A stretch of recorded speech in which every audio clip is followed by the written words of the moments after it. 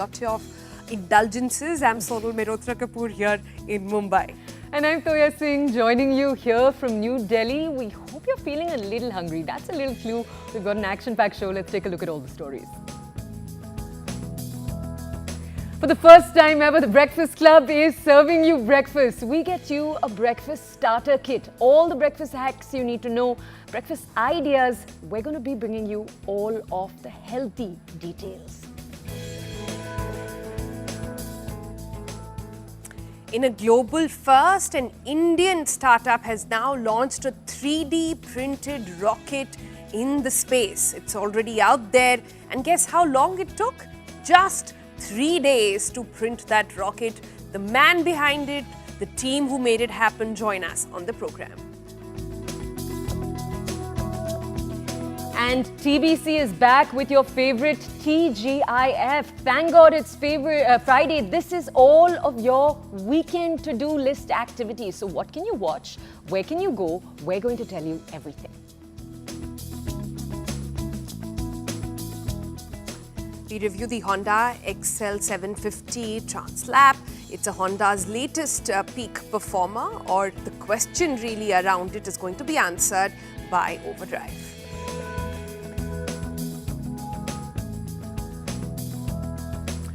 Alright, so this morning, like we gave you a little hint in the beginning, it is going to be a bit of a culinary indulgence that we've planned for all of you. It's 8 a.m. and the question really in everybody's mind is, have you had your breakfast just yet? Breakfast, the meal we all know as kids, is the most important one of the day. Well, Toya and I get to be here and do our favorite job. So our breakfast happens a little later, but we thought to start with, we'll give you a glimpse of what our favorite breakfast actually looks like. It's nicely sitting there on the table for us to sort of go in a little later maybe. But there are two dishes. One is my favorite, which is idli with gunpowder and ghee. I'll say no further when it comes to the perfect Indian breakfast. Do you like your puri on your idli or on the side? No, I want it dipped in ghee and all of that, like and I want a to little just eat it like that. And next to it is my favorite. It's a little bit of a common choice, but poha, I thought, has that perfect medley of textures. You know, it's got that little bit of crunchy. I like sometimes putting a little anar on top and a little hint. Sometimes I go a little hard there, but on the lemon, just so you have a really, really delicious, flavorful dish. But do you know what's really cool? While we're enjoying the idea of our favorite breakfast across India, you can actually see a whole array of different regional breakfast specialities. We tried to collect them, and it is far, far more than the map we're showing you on your screens right now. These are just some of them. Whether it's the buttery parathas you get in Delhi, in Punjab, or fluffy appams that you can find down south, or some Odia or Bengali style aloo chop, the options are many. But amidst all these choices, we were a little surprised to learn that not all the options that we thought of as conventionally healthy, that come to your mind when you think of healthy Indian breakfast, actually provide the full powerhouse of nutrients that you need to kickstart your day. And not just that, did you know that studies have found that 25% of urban Indians skip breakfast altogether? People like me sometimes who do IF etc. don't eat breakfast are amongst those. And those who actually end up eat breakfast are a whopping 72%. Some of them actually settle in for options lacking essential nutrients. So those who are eating are lesser, and those who are actually eating their food are not getting the perfect nutrient mix. And it seems like that millennials are doing it too. One report found out that 40% of urban Indian millennials are skipping nashta altogether. So we thought it's time to bring to our TBC the breakfast starter kit. What should it really be like? Everything you need to know about how to eat the day's first meal. So let's start over with our first course, our first guest over there. So to get all the basics, we thought we'd bring you first nutritionist Dr. Shikha Sharma. Let's just bring you the guiding rules you need. So Dr. Shikha, thank you for joining us this morning on TBC. Can you just tell our audiences, obviously recommendations will differ from person to person, that's what you do, someone comes to you and you give them a specified recommendation. But doctor, what are the thumb rules, the golden rules of sorts, when you just think of a balanced plate, what should it look like? See, I would say 50% should be fruits and vegetables, and that is definitely the reason I'm saying is because our entire society, whether it's students or office workers or even women at home, have become extremely sedentary. So we can't have foods which will only add to the load on the liver. So 50% has to be fruits and vegetables, which are rich in antioxidants and vitamins and minerals. Then about 20 odd percent could be carbohydrates, about 10% or about which could be protein, amino acids, which makes it 30, and then you have fiber, which is about approximately 5%, and a little bit of 8% could be oils. So overall, what you get is that your distribution of proteins, fats, and carbohydrates is 20% carbs and about 15% protein, and then you have your oils and you have other things. Yeah. So, Dr. Shekhar, also tell us, these days so much is made about the glycemic index. Of course, diabetes is a conversation in every household as well. What kind of breakfast do you think does not lead to that glycemic sort of spike that everybody is so conscious about? See, diabetics, the answer is pushing off breakfast is unscientific. If you are a diabetic and you're not eating breakfast, I mean, as a medical doctor, I can say that's extremely unscientific, because your body, and especially diabetics who are using insulin at dinner time, or they're having their metformins at dinner time, they would be getting low glycemic in the morning. So they need that breakfast. Of course, I would not say have a white bread toast or have a toast at all. You should have high fiber breakfast, and you should use, if you're using oil in your meals, then make sure that your oils are organic and they are unrefined, because the fundamental reason why diabetics get worse with time is because there's a lot of inflammation in the body. And if you have too much of non-organic food, if you have too much of oils which have chemicals, if you have too much of fruits and vegetables and cereals which have chemicals, that inflammation only becomes worse. So diabetes is not a disorder only of having sugar or not having enough protein. It's a disorder of the quality of food, and it's also a disorder of that you're not having enough repair work in your body. Your body is becoming acidic and inflammatory. Okay, but doctor, what about the food that you're actually eating, or we've not actually talked about the liquids, because I know at least some of us like to start our day with a jug of cold coffee, something, refreshing. And if you're a healthy person, is that okay? Is it still a bad idea?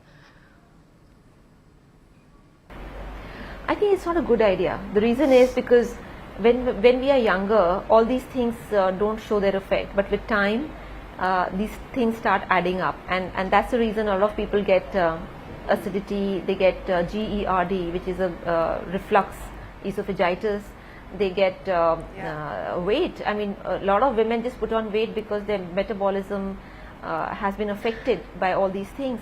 So cold coffee or hot coffee right in the morning, empty stomach, is not a good idea.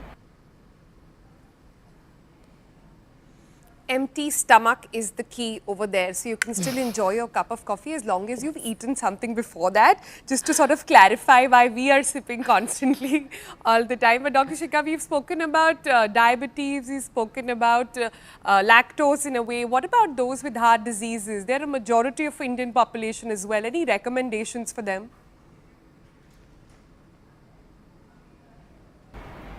A heart healthy breakfast, like I would say, has to begin with something which is alkaline and which reduces the inflammation in the body. So no fried food and no junk food and no tea, coffee in the morning with toast, not all of that.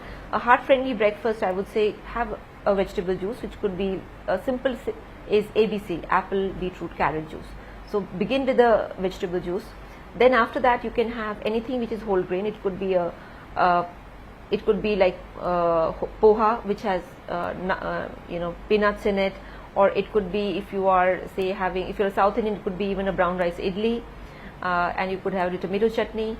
So your breakfast, and of course make sure that don't have milk along with your food, because milk should be consumed alone without combining it with fruits or vegetables. because then the nutritional value of milk decreases. Second thing which also important for all heart patients or people who have a heart problem is make sure that your blood doesn't become thick, and the blood becomes thick when there is not enough hydration. So drink enough water, have enough salad in your diet so that your body is well hydrated and it has all those minerals which allows the blood to not become too thick. All right then, Dr. Shikha, thank you yet again for reminding us no coffee, no toast, no junk food right in the morning. So before you sort of dive into your croissants early in the morning, this is a quick reminder over there. So now we know that how we should eat, but now let's take a little bit of a walk into India's history and traditions when it comes to breakfast. What have we eaten historically and the compositions of each of these traditional meals? For that, let's bring in Krish Ashok. He is a food science communicator, really cool guy who has lots of reels on Instagram and is sort of marrying tradition with science, and that's the perspective we love to have. Good morning, Krish. Thanks so much for joining us here on TBC. When you take a pan-India view of Indian breakfast, what are your thoughts about the traditional Indian breakfast? There's so much of debate online about should you poha, should you not poha?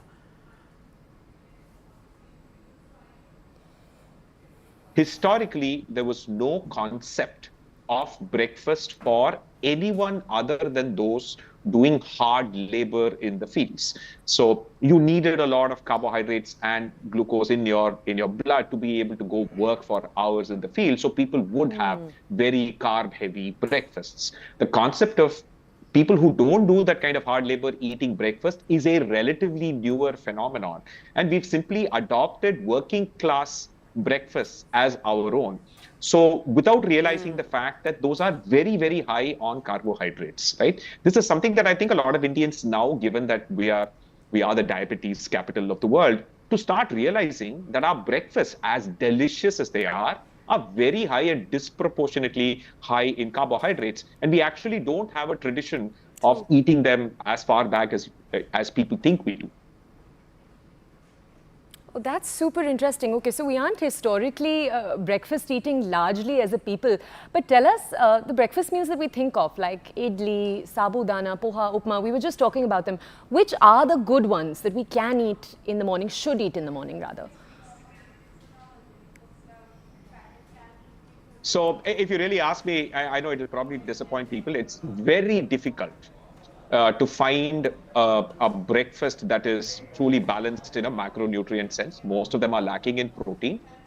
I will say there is an exception. Like, for example, if you kind of go down to places like Madurai and deep south, people will eat idli along with meat gravies, seafood gravy or meat gravy. That is still relatively, you are getting some protein in that sense. The second thing I will say here is that the typical restaurant idli that you eat is significantly rice. Is almost a 4 to 5:1 ratio of rice and urad dal. We go into idli thinking, oh, it's fermented, it's great. Yes, the fermentation is great, but it's still mostly rice. It is possible for people to make more urad dal heavy idlis at home. And in fact, a Kanchipuram idli is actually a 1:1 urad dal to rice ratio, significantly more protein.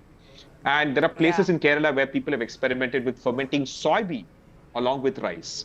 And that actually gets you almost double the amount of protein and so on. So in that sense, I think it's possible to take the breakfast that you have and turn it into something that is slightly more protein heavy to make it balanced, right? You could add a little bit more dahi. You could stuff your paratha with paneer instead of aloo. So there are many of these ways in which you can balance the carbohydrates on your plate with protein and make it a more balanced breakfast. But out of the box, probably it's going to be pretty carb heavy. Yeah. Or perhaps just add eggs. Great source of protein if you do eat eggs. I mean, that's the brilliant way to start your day as well. So you can't really pinpoint, Ashok, on what we should eat, but do you have some a hit list on what you definitely should not eat, foods that make your blood boil? I'm not in the business of judging what people eat. I think food is something that emotionally moves us. So I think ultra-processed, ultra-refined carbohydrates, particularly like sabudana, particularly like rava, right? These are things that are just no fiber, pure refined carbohydrates that will spike your blood sugar. And yes, I mean, you can still improve it by adding nuts and adding vegetables and adding good fats and adding protein. But I think when people don't recognize that these are actually ultra processed, sabudana, I think, is a great example of something that's truly ultra processed, and people don't realize that it has no fiber at all. Okay, we touched on this for a second right now with the eggs and what that can look like. What are changes you can make in your plate to just make it a little healthier if we can't divorce ourselves from the food we love? So here's what I'd say. When it comes to adding fruits is always good because you get a lot of antioxidants. You also get fiber. So in general, it's good. Even though there is sugar, yes, but the benefits of eating the whole fruit far outweigh the sugar, the effects of sugar and so on. Second thing is adding protein. India is a very diverse place with varying eating habits. There's people in India. A lot of people in India are very strongly vegetarian and will not consume eggs and so on, right?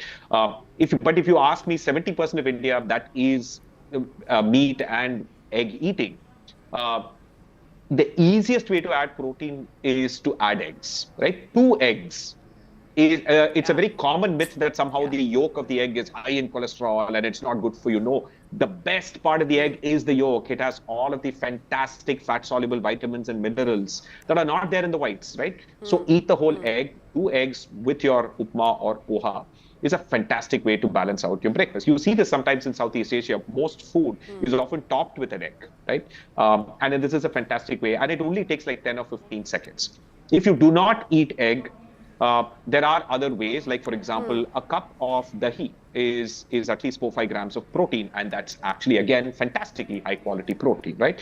If you want a little bit more protein, you would actually add soya nuggets and so on to your upma, your poha and others. In addition to vegetables, you could add soya nuggets, right? That could also significantly increase the amount of protein. You could add tofu to it as well. All right. So what about getting breakfast in a box, Krish? I think the idea and the biggest challenge with breakfast is it's the busiest time of the day. People are rushing, things are happening, and you don't have time to really sit down and look at your plate and fill it with the right ingredients. So a lot of people go into upma in a box or a poha in a box. How is that as a go-to? The technology for it largely kind of evolved during the 90s and when we had the Kargil war, when the Indian Army funded research that allowed soldiers in Siachen and etc. to actually eat really delicious food as opposed to the stuff that they could not really cook in Siachen and so on. And that's how this technology has gotten better and better. Now, obviously, the way this is done is that the actual dish is cooked and then it is packed in a way that it is sterilized, so there is pasteurized, so there is actually no microbes that can cause subsequent degradation of, there is no air, so there is no oxidation.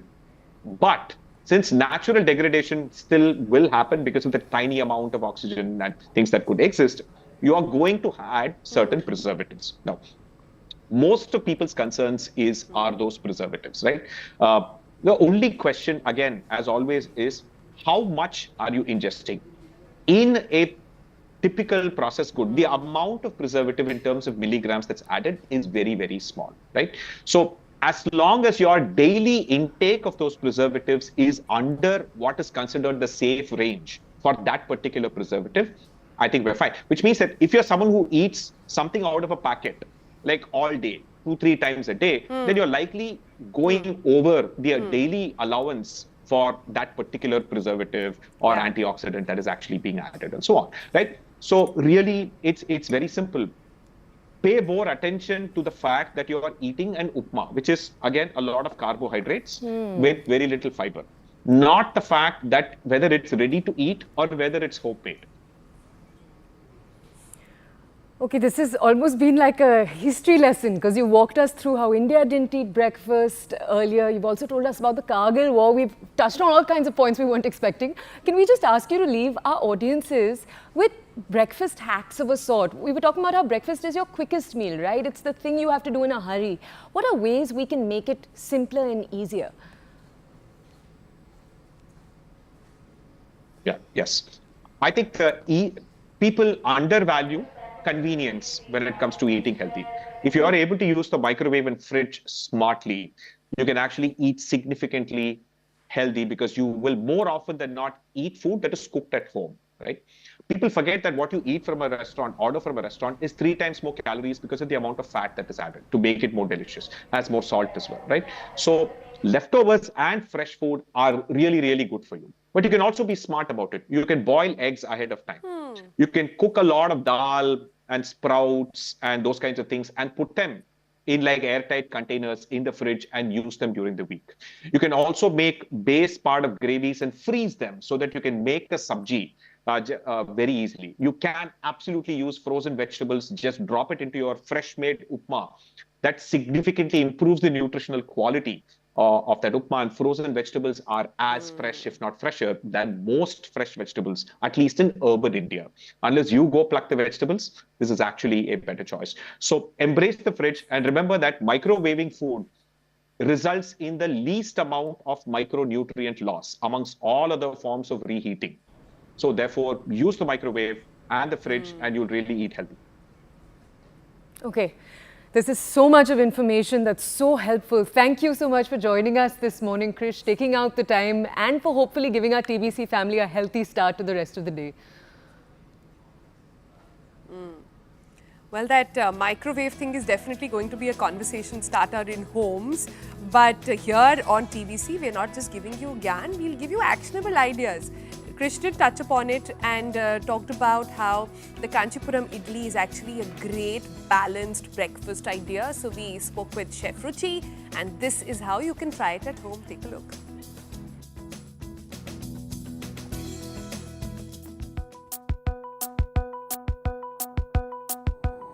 Hi guys, I'm Chef Ruchi Bharani and welcome to the Breakfast Club. Start your day on a nutritious note with Kanchipuram idli. A dish that not only delights your senses but also fuels your body with the required nutrients and vitamins for the morning. Made with wholesome ingredients like lentils and rice, this dish is rich in proteins and fiber, which makes it a perfect healthy choice for a morning meal. Let's embark on this culinary journey to South India. Let's see the ingredients to make the batter. Take 150 grams of white lentils or urad dal, soak it for 8 hours, drain the water and grind it into a smooth paste. Next, take 250 grams of idli rava, rinse 3 times, mix with the urad dal paste and ferment for 8 hours. After fermenting, this is how the batter looks and this is the perfect consistency for it. Heat a tablespoon of ghee. Ghee is hot now. Add in 2 tablespoons of urad dal, 1 tablespoon of mustard seeds. Let the urad dal turn brown. Once the urad dal starts to turn brown, add in 2 tablespoons of cashew nuts. Saute the cashew nuts till they change color. Tear in a few curry leaves.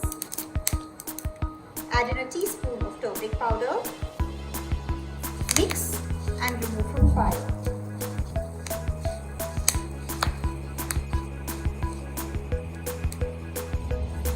Quickly add in this tadka in the idli batter. Salt to taste and mix. And this beautiful yellow batter is ready. Just before steaming, add in fruit salt, give it a good mix, and this batter is ready to go into the molds. Line the molds with banana leaf, pour the batter,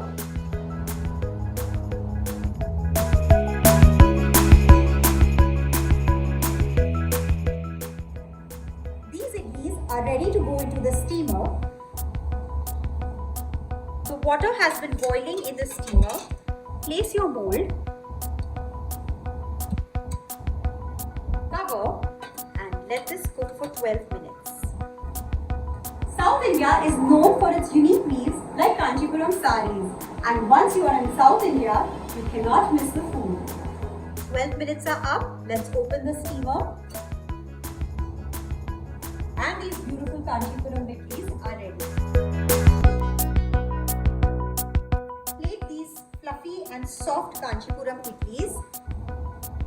Serve it with some chutney, some podi powder, some ghee.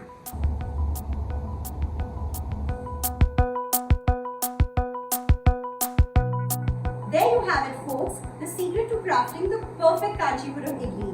This is Chef Ruchi Bharani wishing you all a good morning and enjoy your breakfast.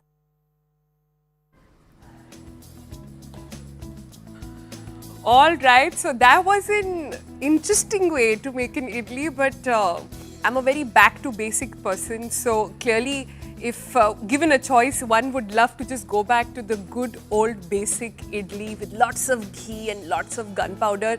And Toya, it's been sitting there on the table for a while. Let's just take a break quickly and, eat a little Get bit. into We've it. given people so much gyan on eating breakfast at the right time, the right kind. We seem to have it, but we don't have the time. Yeah, it's really funny because as we were talking right now, we've had everyone here also talk about their favorite breakfast foods. The most common is chola bhatura, and obviously because we're coming in from Delhi, and I'm just wondering if we're now going to look at chola bhatura also differently. Is it not going to give us that familiar pang of khana jana hai? I have to go to my favorite chola bhatura spot because that's quite a tradition here in Delhi. 9 a.m. chola bhatura sold out entirely. Maybe that could change. Okay, we're going to head into a quick break now. We hope you're now going to approach your breakfast in a empowered, educated way. We'll head into a quick break. On the other side, stories from across the world.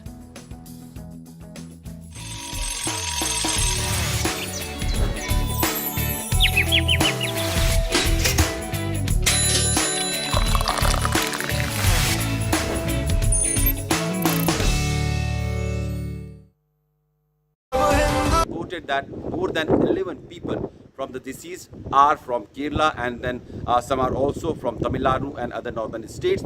The identity of many of the deceased are yet to be established because many bodies are charred beyond recognition. So the DNA tests are being done, and in few hours or maybe in a couple of days, when the establishment of the identity will happen, the bodies will be handed over to the respective family members. Indian Air Force plane is on a standby to bring that mortal remains of all the deceased back home once the identification is established. Prime Minister has announced a 2 lakh rupees ex gratia for all the dead in the incidents from Prime Minister Relief Fund. The Kuwaiti government has also swung into action. They have arrested the owner of the building and few more people who were managing the building. The entire episode of this fire tragedy is being probed. It is being believed that many gas cylinders were stored in the ground floor from where the fire actually started, and very soon it engulfed the entire building, which was multi-floored.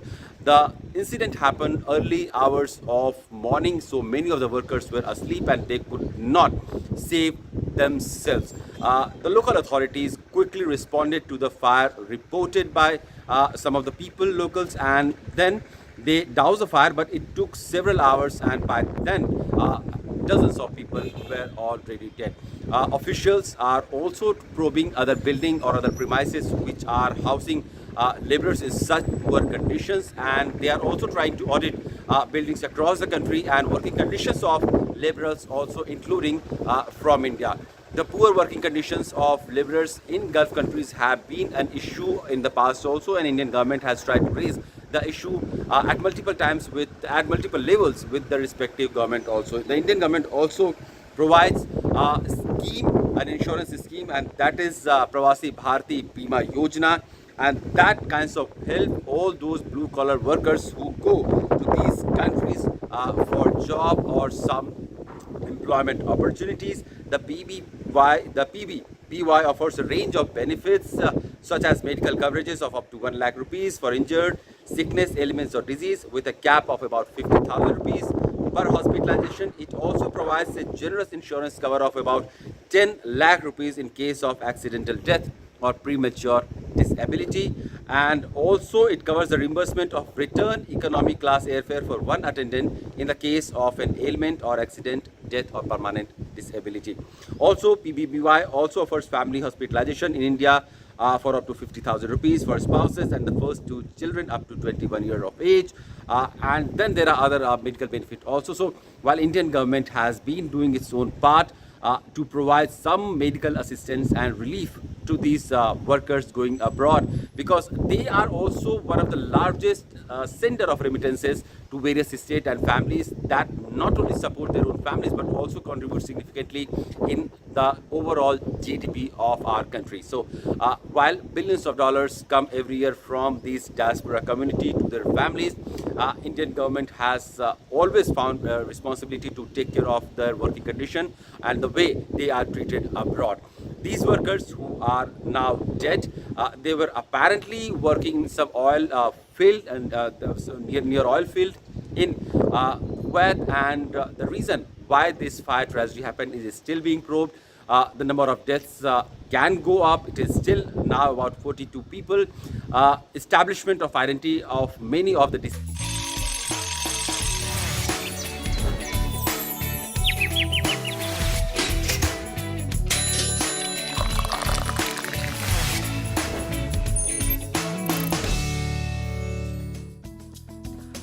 Welcome back to the show. We're now going to bring you what's taking place across the country and the world. These are some really fun, really interesting stories. Let's take a look at the first one.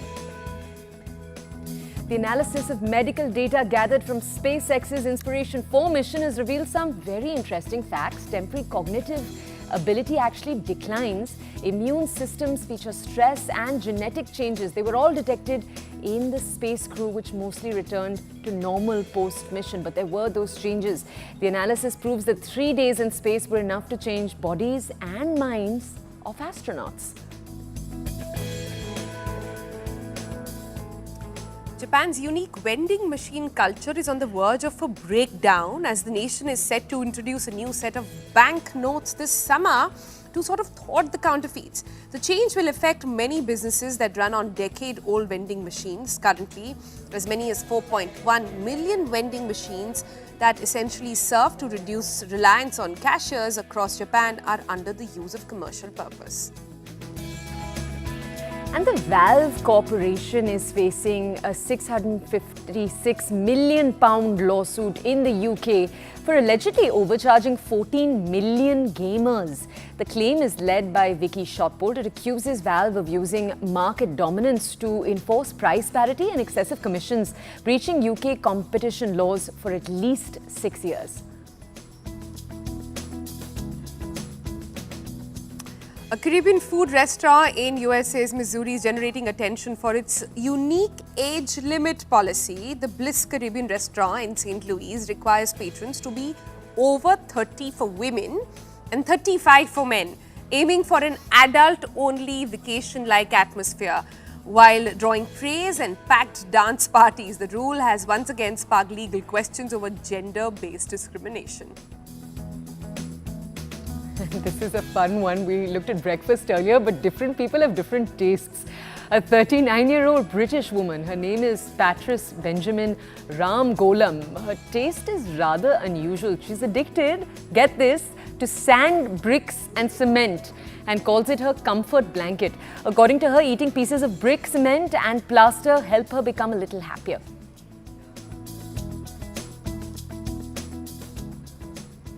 China's Yugang Buddhist, home to 51,000 statues in 252 caves, is gaining attention for its high-tech restrooms. The video footage shows timers above toilet cubicles, sparking debate on privacy and surveillance. While some appreciate the convenience, others feel uncomfortable with the monitoring. However, the staff has assured visitors that the timers are for managing crowds, not imposing time limits. And 3 newly discovered craters on Mars have been named after the renowned cosmic ray physicist Devendra Lal and the Indian towns of Mursan and Hilsa. The Physical Research Laboratory in Ahmedabad announced that an international body has now approved these names, which means that they are now incredibly significant. These craters, as we said earlier, are located in Mars' Tharsis volcanic region. They mark another milestone in India's contribution to space exploration. Delhi Zoo authorities have announced plans to add more CCTV cameras to animal enclosures following a recent bout of aggression between two male chikaras that led to the death of one.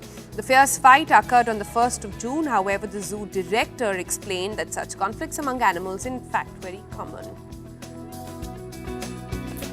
And did you know today marks the 20th anniversary of World Blood Donor Day?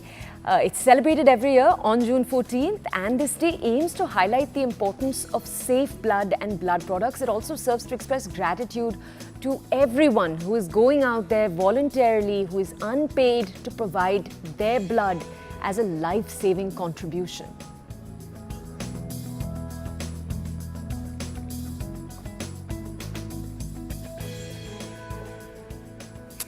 All right then, moving on to some path-breaking stuff that's happening right here in India. Now, after a few attempts, the Indian space startup AgniKul Cosmos last month was able to find a breakthrough by successfully carrying out the sub-orbital test flight for its home-built 3D printed semi-cryogenic rocket. That's right, 3D printed, meaning having a rocket ready in just 3 days. Yes, you heard that right. And it all happened in India. Now, obviously, this signals the ability to rapidly assemble rockets at a very, very reduced time. It's obviously also cost boosting the country's spacefaring capabilities. This opens up a whole new realm of possibility. Now, the maiden flight was also the country's second private rocket launch, the first to demonstrate the use of semi-cryogenic engines. And joining us, we're so excited to have the man behind all of this, or one of the men behind all of this. This is Satyanarayan Chakravarti of AgniKul Cosmos. He's a professor of aerospace engineering at IIT Madras. Professor, thank you for joining us this morning. Thank you for taking out the time. Tell us, Professor, just to really, for our audiences, break it down, just tell us, what are the key milestones that this achievement has unlocked? Yeah, I think the world record that we are talking about here is about the single-piece 3D printed engine. I think 3D printing technology is now developing around the world, particularly in rocketry. And there are a few other companies that are trying out parts of rockets that actually could be 3D printed in order to integrate multiple subcomponents and so on. But what we have done at AgniKul Cosmos at IIT Madras is to actually integrate about 1,000 pieces together and saved about some 3,000 joints all in a single piece, starting from the inlets of the kerosene.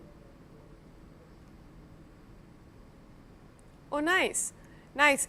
That's a lot of science behind all of this, Professor. We don't claim to be knowing a lot of it, but just in terms of understanding how path-breaking this has been, can you give us a sort of a time comparison on how much time was actually saved, like a 3D printed rocket versus making one the conventional way? Yes, what we have purported to do right from the beginning at AgniKul is to, our tagline is actually launch anywhere, anytime, affordably. And each of these aspects is quantified. The anytime part is actually what is highlighted by the 3D printing capability, where we are in a position to actually print an entire engine in about 3 days. And a full rocket that goes to space, unlike the one that happened yesterday, which is a suborbital rocket, in our configuration involves about 8 engines, about anywhere between 4 to 7 engines for the first stage and 1 engine in the second stage. So that would actually be somewhere between 5 to 8 engines total, and we have the ability to be able to print 2 engines simultaneously in one printer bed in 3 days.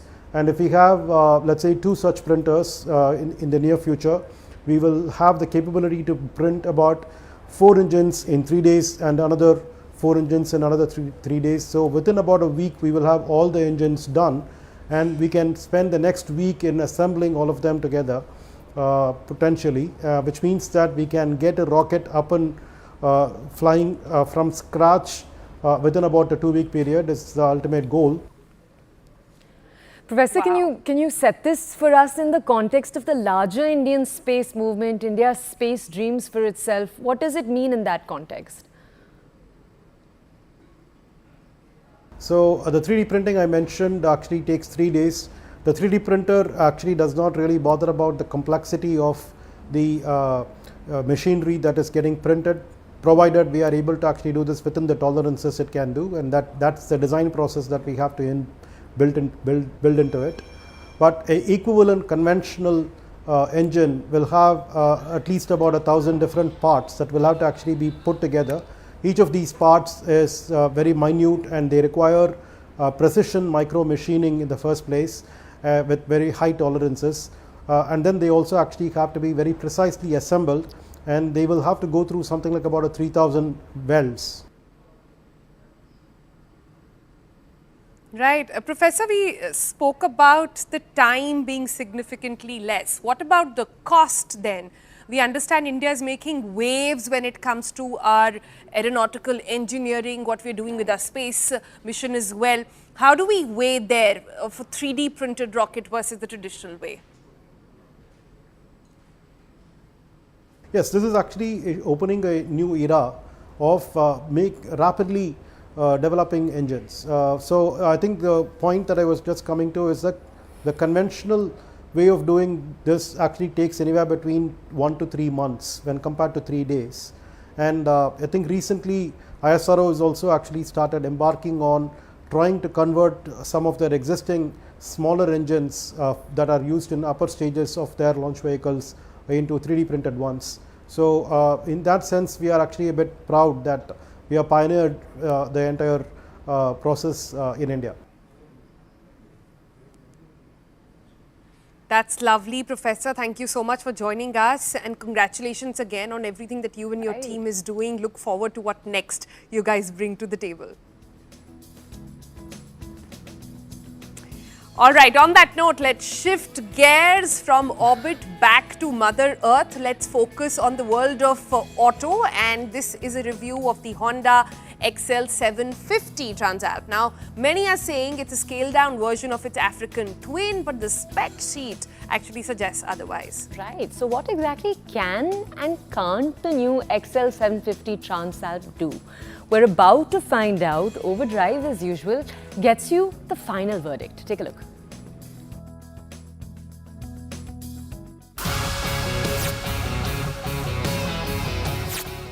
Now, when Honda came out with the XL750 Transalp, like many of you, I was really stoked because just look at it. It looks like a baby Africa twin, right? But then again, a closer inspection of the spec sheet revealed that it's not going to be really on par with the CRF 1100L, which is the Africa twin, on sheer capability alone. And that left a big question mark looming above what this motorcycle is actually capable of doing. But that was until now, because Honda have actually given us the motorcycle. They have a couple of vehicles in their media fleet, and we have it for a limited amount of time. And I am going to gauge what I can and tell you all about it. Now, before we get to that, if you haven't already, do subscribe to the Overdrive YouTube and social media channels for some great automotive content. And don't forget to hit that like button once you're done watching the video. Now, let's get right to it. The XL750 Transalp looks absolutely brilliant. Okay, not so much so in this dark color, but in the white paint scheme with the red and blue streaks and those gold rims, man, it looks drop dead gorgeous in my opinion. It looks proportionate, not too big but not overly imposing either, fitting for a mid-size multi-cylinder ADV bike. Now, although some might find this one to look rather simple, well, the features list that this bike houses says otherwise. Now, the Transalp comes with a 5-inch TFT screen that it shares with the Honda NX500, but this one, well, it has a lot of more information for you to configure and read out on the go. Now, you have 4 themes, you have 4 ride modes, you have settings of engine power, engine braking, traction control, ABS, and there's one ride mode where you can configure all that and personalize it to your riding style and liking. The lovely thing about the Transalp screen is that the display is crisp and all the important information that you want to be shown is laid out clearly. Better still is that you have that one user ride mode to configure things the way you like. But there is a bit of a catch when it comes to the bike switchgear. Now, as you can see, there's a lot of buttons for you to fiddle and toy around with on this motorcycle. But then again, the actual layout of the buttons takes some getting used to, because some of the switchgear is a bit oddly positioned, like the indicator and the hazard light switch, as you can see, not in the ideal position as per like the regular standard bikes that we have out here in the country. That might take a bit of time to get accustomed to. What won't, however, is the actual bike itself, because it's just so easy, comfortable and well balanced. Now yes, the seat height of the Transalp is tall, but once you're actually on board, it feels like one of those motorcycles where you're seated within rather than on it. And as you can see, the rider triangle very upright, and the padding keeps things nice and comfortable. One of the highlights of this motorcycle is how well balanced it feels. Whether you're riding fast, you're riding slow, braking hard, standing, sitting, well, it just allows you to see the obstacle in front, react to it and get past it with a calculated precision.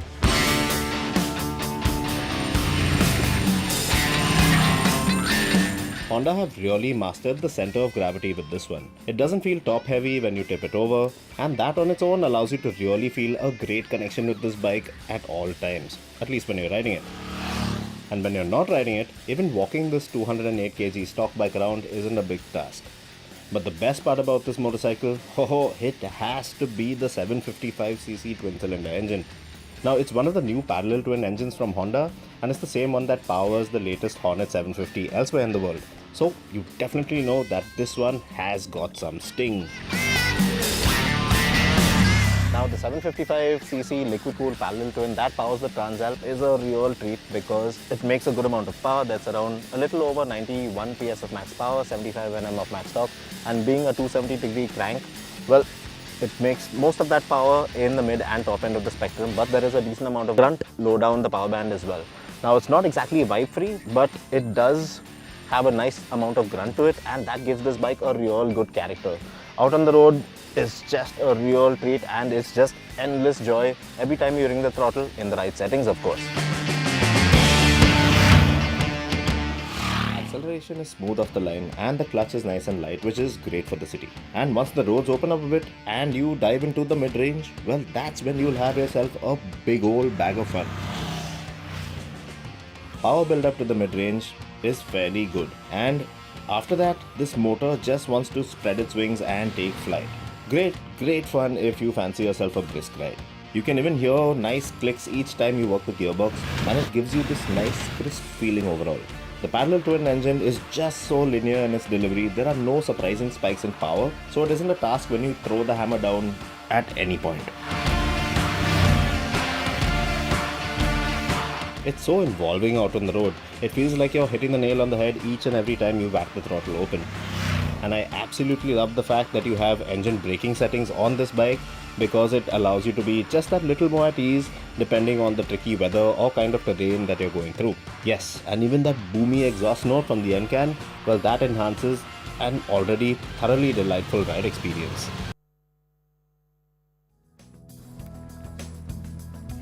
Okay, let's take you now from that story to something slightly different. If you're lucky enough to be a lover of a luxury brand like Dior, remember it's made by the Italian subsidiary of the French luxury giant LVMH, you need to listen up. Several reports are suggesting that Milan courts are investigating the Italian unit of Dior as we speak. The allegation is that they are outsourcing manufacturing to Chinese-owned firms that mistreat their workers. But not just Dior, several other brands have also been accused of labour violations in recent times. Watch this report for more.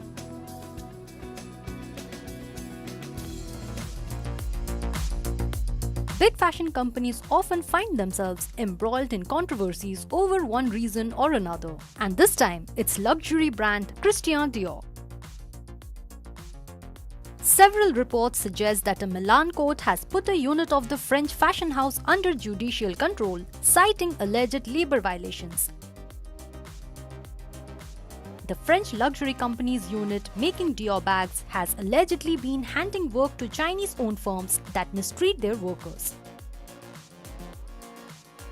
Reuters reported that the court placed the unit, called Manufacturers Dior SRL, fully owned by Christian Dior Italia SRL, under court administration on Monday. The court that is looking into the matter said that the pattern of big fashion companies in Italy allegedly violating worker rules is nothing new and is often done to increase profits. The Italian police in a statement said that manufactures Dior SRL, which produces luxury bags and accessories for LVMH's Dior in Italy, did not prevent and stem labor exploitation within its production cycle. They further added that the subcontractors exploited undocumented and illegal workers and failed to comply with labor, health and safety rules to slash production costs. This, considering Christian Dior Couture, which is LVMH's second biggest fashion label, generated about $10.2 billion in sales last year, as per an HSBC estimate. Dior and LVMH representatives are yet to comment on the matter. The Dior case comes after an investigation into Giorgio Armani SPA for similar labor issues. In April, a Milan judge placed the manufacturing unit of Armani under the same measure for alleged workers' exploitation. Recently, a BBC investigation revealed child labor in the perfume industry, with minors picking jasmine in Egypt for suppliers of Lancôme and Aerin Beauty, despite both brands claiming zero tolerance. Instagram account and fashion watchdog group Diet Prada shared a post suggesting the labor cost to be $1.50 with the product retailing at $150. We think it's high time fashion brands prioritize labor safety. Okay, now we love to tell you on Fridays in particular what it is that you can do with your weekend. We're bringing you this week's edition of TGIF, and everyone's already been talking about Chandu Champion and Maharaja. Those are your options on the big screen that you can go watch with your families. There is also Bridgerton Season 3, Part 2, which has now come out. Hugely popular, The Boys Season 4 as well. Here's your perfect weekend binge itinerary. Sakshi gets you more.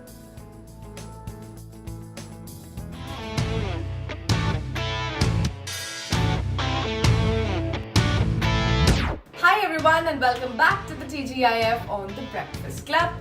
Let's dive straight into the list of movies hitting your nearby theatres this weekend. Number 1 is Chandu Champion. It's a biopic of Murlikant Pedkar, India's first Paralympic gold medalist. This movie is directed by Kabir Khan and it showcases transformation from boxer and soldier to an athlete with Kartik Aaryan in the lead role. Number 2 is Maharaja. This is Vijay Sethupathe's 50th film. It's a revenge story about a Baba seeking justice after a burglary at his place. Number 3 is The Watchers. This movie is also based on a novel. It's a supernatural horror starring Dakota Fanning, Georgina Campbell and Oliver Finnegan about strangers trapped in a cabin with mysterious creatures. Now towards the big OTT releases this weekend. Number 1 is Presumed Innocent, coming up on Apple TV+. It's a legal thriller based on a novel, a murder in Chicago's prosecuting attorney's office. Number 2 is The Boys Season 4, coming up on Amazon Prime. The famous funny series is coming back. It follows the rogue vigilantes taking up on corrupt superheroes. Number 3 is Bridgerton Season 3 Part 2, coming up on Netflix. The royal saga continues. Rest of the episodes of Season 3 are there on Netflix. Number 4 is The Fall Guy, coming up on Amazon Prime. Ryan Gosling stars as a veteran stuntman investigating a movie star's disappearance. And last but not the least, here are a couple of events that you can attend. Number 1 is India-Korea Music Festival. K-pop fans, this one is for you. It's happening in Noida on June 14th to 16th. Number 2 is Free Earth Music Festival. Bengaluru hosts this major music festival on June 15 to 16. It's coming back in India after 5 years. Now Samay Raina Unfiltered India Tour is going on. Catch Samay Raina live in Hyderabad on June 15. And that's it. That's all we have for you this weekend. Stay hydrated, stay entertained and stay tuned to The Breakfast Club. Okay, next we're going to bring you a special section on financial markets. It's powered by Money Control Pro, Money Control's premium destination for investing and business insights. Let's take a look first at markets. So So if Nifty trends indicate a flat beginning for Indian stock indices today. US indices hit record highs for a fourth straight session. This is as fresh data showed weaknesses and raised rate cut hopes. Asian shares are trading mixed post US economic data, and the Bank of Japan rate is moving as expected. Crude oil prices soften. This is on anticipation of a possible supply glut. Let's look at sectors next then. Now, India's microfinance sector has been on a roller coaster ride, historically speaking, but the current period is a favourable one.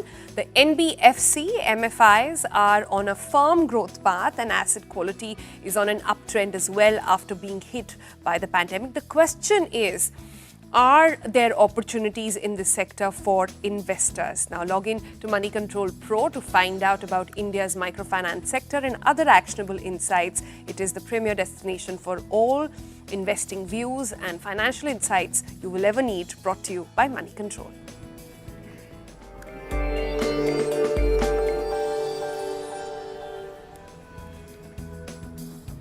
All right, with that, it's an end to today's episode, also this week's. Have a good weekend. We'll see you again on Monday.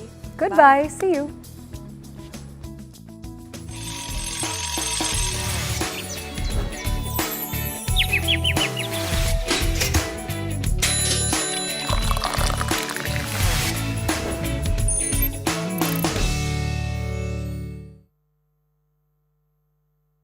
Brought to you by trying to ascertain, because many of them are charred beyond recognition. DNA sampling is being done, and once it is established, many of them will be handed over to their respective family, and Air India plane is on standby to bring back all those mortal remains. MOS Kirtivarthan Singh is on way to Kuwait, where he will be overseeing the entire operation. A massive fire tragedy in Kuwait has killed more than 40 Indian workers who